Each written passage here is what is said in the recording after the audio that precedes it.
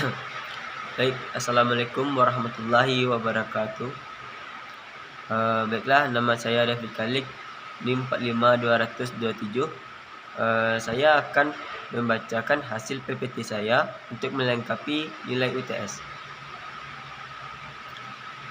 Yang pertama yaitu Quran Surat Al-Ahzab ayat 45 sampai 46. Yang bunyi ayatnya yaitu A'udzu billahi minasyaitonir rajim. Bismillahirrahmanirrahim.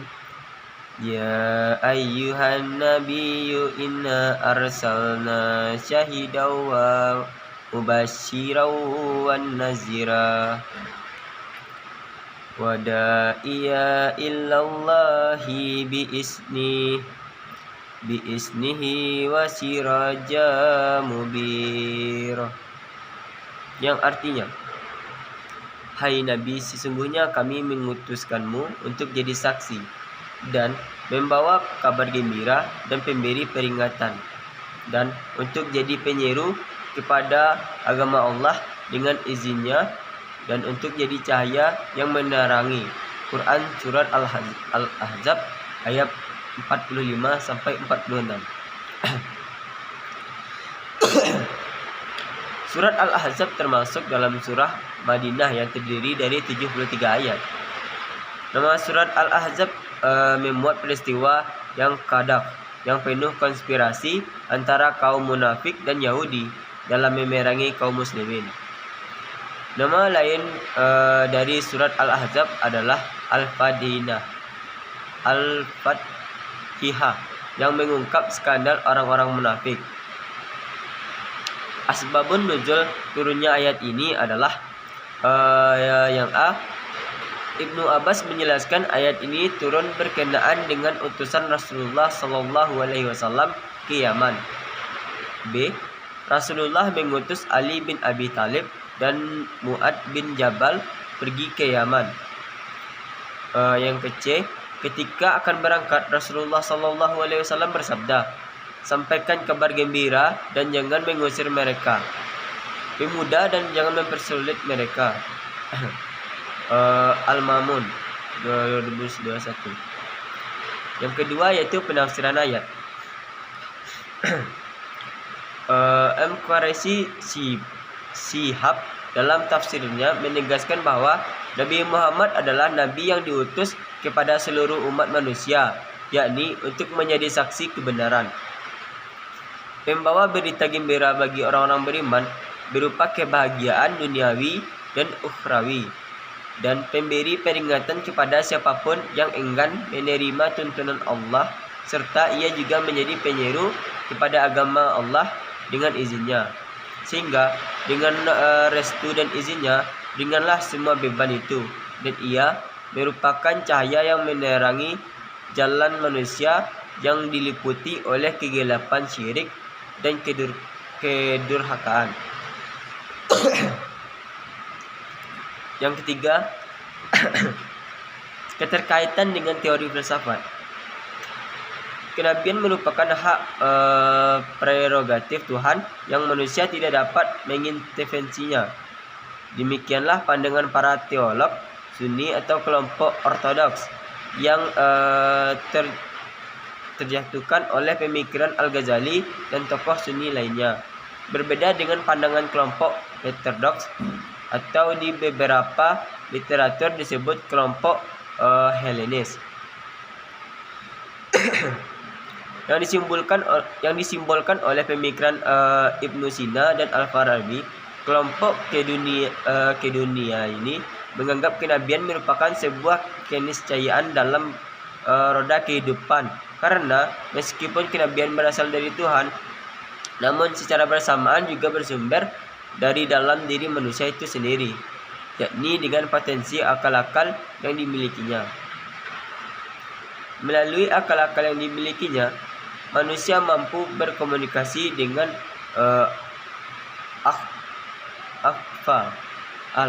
akfaal atau dalam bahasa Al-Farabi lewat media penalaran atau perenungan. Media penalaran maupun perenungan hanya bisa diaplikasikan oleh individu-individu pilihan yang mampu melampaui alam materi untuk memperoleh percikan cahaya ketuhanan. Sementara itu, cara lainnya ditempuh oleh para nabi dengan intuisi atau imajinasi.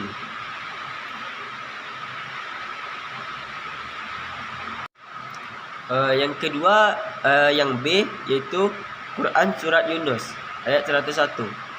Yang bunyi ayatnya yaitu Bismillahirrahmanirrahim. Quliz zuru maza fis samawati wal ard wa ma tuhnil ayatu wan nuduru an qaumil la yu'minun. Artinya ialah katakanlah, perhatikanlah apa yang ada di langit dan di bumi. Tidaklah bermanfaat tanda-tanda atau kebesaran Allah dan rasul-rasul yang memberi peringatan bagi orang-orang yang beriman. Quran Surat Yunus ayat 101. Quran Surat Yunus merupakan surat ke-10 dalam Al-Quran.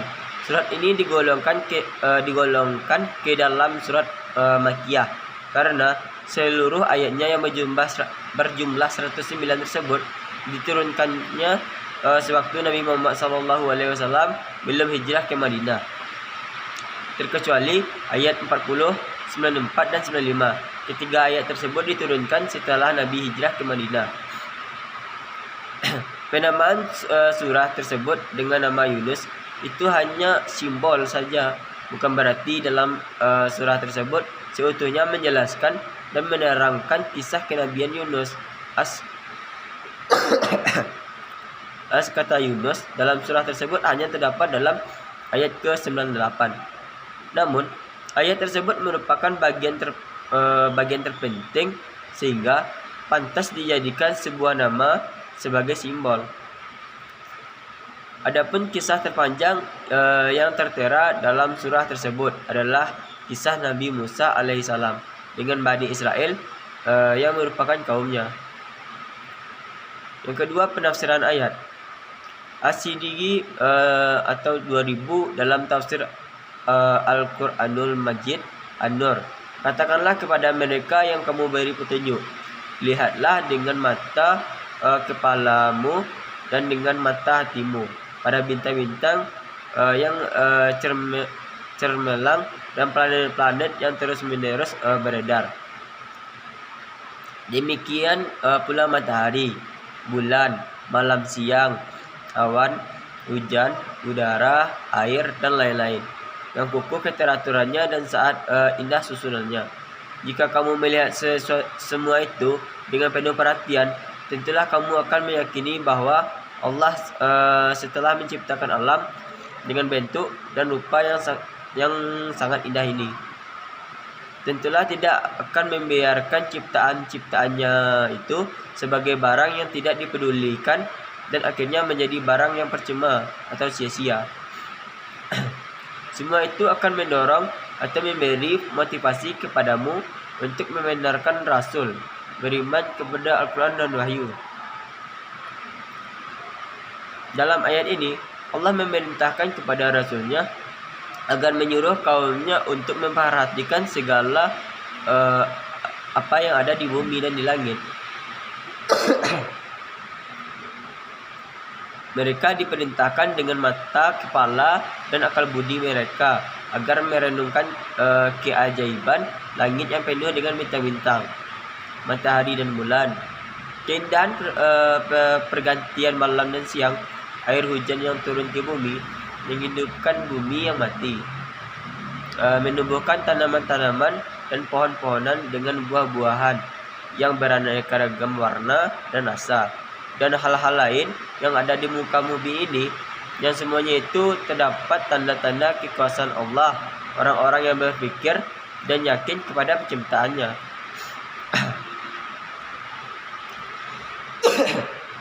Yang ketiga yaitu keterkaitan dengan teori filsafat.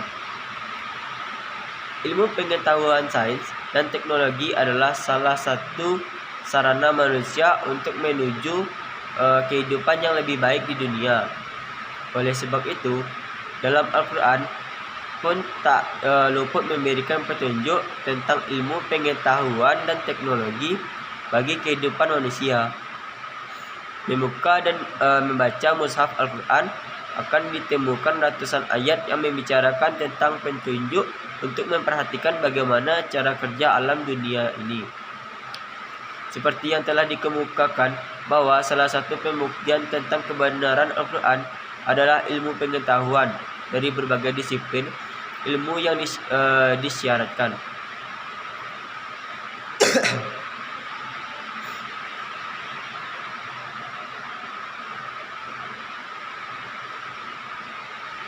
Udah.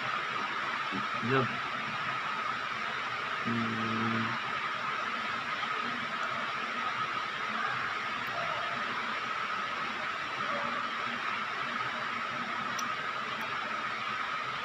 Memang terbukti dari sekian banyak Al-Quran yang berbicara tentang hakikat ilmiah yang tidak dikenal pada masa turunnya. Namun terbukti kebenarannya di tengah-tengah perkembangan ilmu pengetahuan dan teknologi.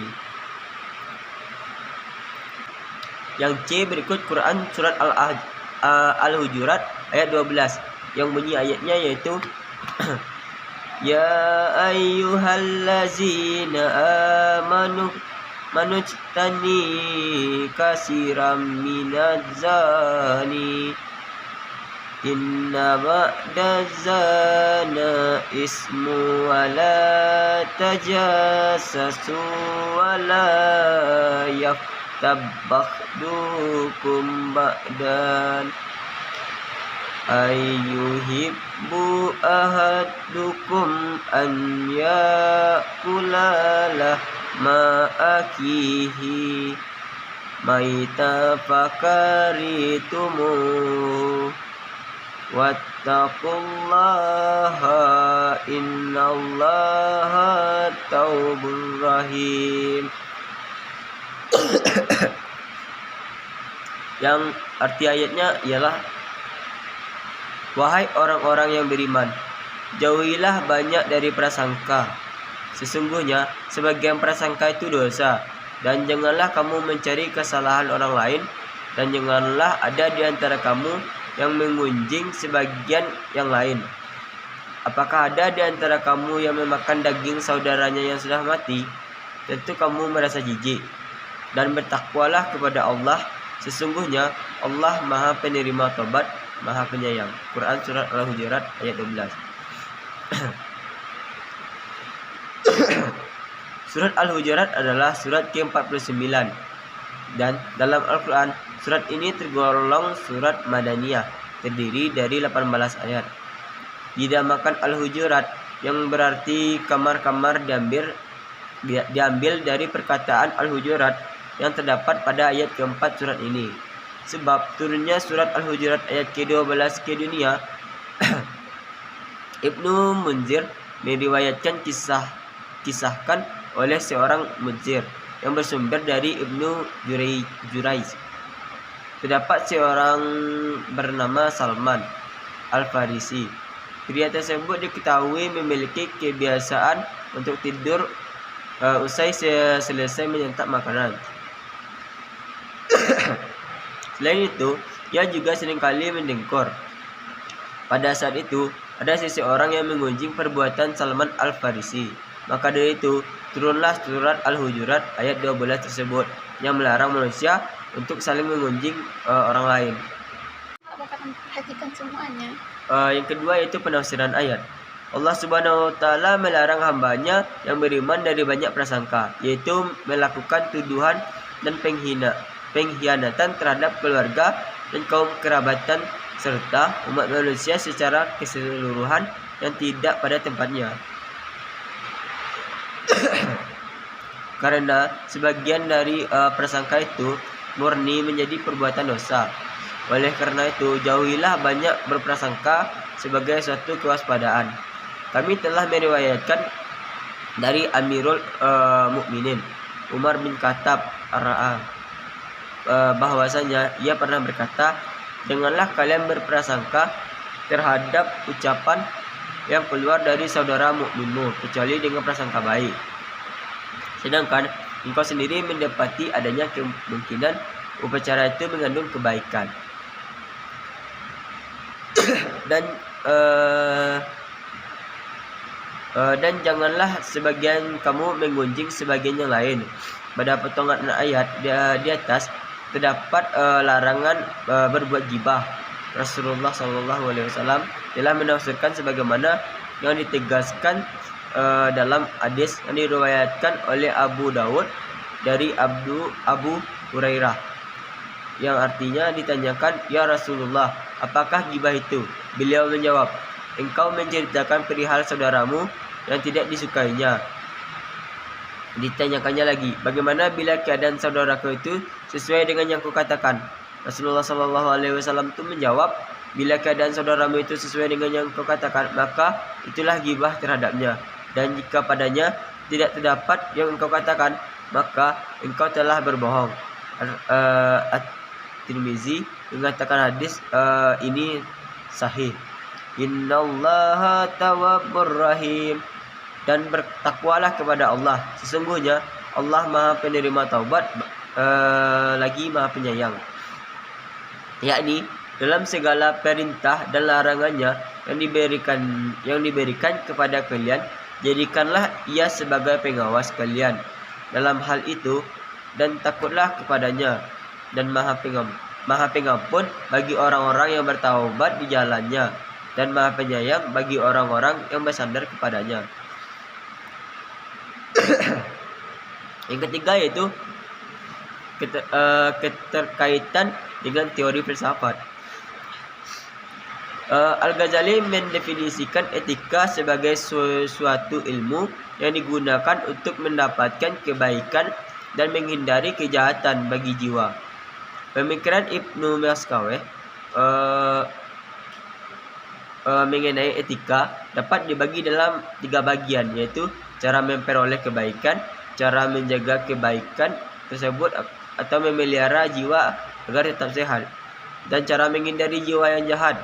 Benda terhadap untuk memperoleh kebaikan perlu diperhatikan, karena kebaikan itu tidak sekadar instruksi. Kebaikan harus disertai latihan dengan melakukan perbuatan baik atau amal al-saleh yang sejalan dengan syariat. Karena proses dalam mendapatkan kebaikan merupakan perjalanan yang panjang melalui proses latihan. Ibnu Maskaweh menjabarkan mengenai 4 kebaikan utama, yaitu keberanian, pengendalian diri, kebijaksanaan, dan keadilan. Yang D yaitu hadis tentang etika. Abdullah bin Amir bin Ash meriwayatkan bahwa Rasulullah SAW pernah bersabda, "Sebaik-baik kalian adalah yang paling baik akhlaknya." Hadis riwayat Al-Bukhari. Dalam hadisnya yang berbunyi, Inna khiyarakum ahasinukum akhlaq." Rasulullah berpesan kepada Abu Dzar Al-Ghifari dan Muazin bin Jabal untuk bergaul dengan manusia dengan akhlak yang baik. Dan dalam hadisnya mengatakan bahwa bertakwalah kamu kepada Allah dimanapun kamu berada. Iringilah kesalahanmu dengan kebaikan, niscaya Ia dapat menghapusnya. Dan pergaulilah semua manusia dengan akhlak budi pekerti yang baik. Hadis riwayat At-Tirmizi. Dan beliau mengatakan hadis ini hasan. Rasulullah mengabarkan pula bahwa akhlak yang baik mampu mengajar amal ahli ibadah. Dalam sebuah hadis, Aisyah Ummul Mukmin berkata, "Aku mendengar Rasulullah bersabda, sesungguhnya seorang mukmin dengan akhlaknya yang baik akan mencapai derajat orang yang selalu salat dan berpuasa." Hadis riwayat Abu Daud. Disahihkan oleh Al-Albani. Ummu Ad-Darda meriwayatkan dari suaminya Abu Ad-Darda, Rasulullah pernah bersabda, "Tidak ada sesuatu yang lebih berat dalam Al-Mizan atau timbangan, baik dari akhlak yang baik. Hadis riwayat Abu Daud, disahihkan oleh Al-Albani. Akhlak yang baik adalah sebab seseorang memperoleh derajat yang tinggi di jannah Allah Subhanahu wa taala. Sebaliknya, akhlak yang buruk adalah sebab seseorang terhalangi dari kenikmatan jannah atau habibah. Baiklah, sekian hasil dari presentasi PPT saya. Saya akhiri dengan Assalamualaikum warahmatullahi wabarakatuh.